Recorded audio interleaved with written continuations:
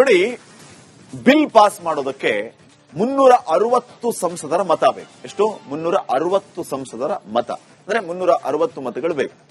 ಸದ್ಯ ಎನ್ಡಿಎ ಬಳಿ ಇರುವಂತಹ ಒಟ್ಟು ಸದಸ್ಯರ ಬಲ 293 ಸಂಸದರಿದ್ದಾರೆ.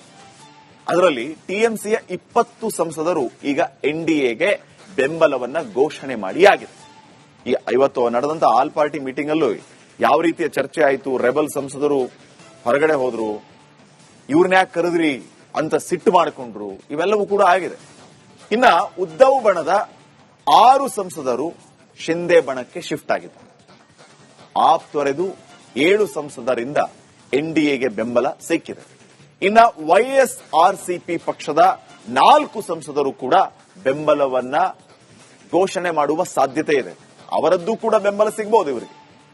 ಇನ್ನ ಬಹಳ ಮುಖ್ಯವಾದಂತಹ ವಿಚಾರ ವೀಕ್ಷಕರೇ, ಇಂಡಿ ಒಕ್ಕೂಟದಿಂದ ಡಿಎಂಕೆ ಹೊರ ಬಂದಿದೆ.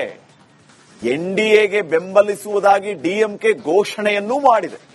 ಇದರಿಂದ ಈಗ ಆಲ್ಮೋಸ್ಟ್ ಇನ್ನೊಂದು 7ರಿಂದ 8 ಮತಗಳ ಕೊರತೆ ಎನ್ಡಿಎಗೆ ಆಗಬಹುದು.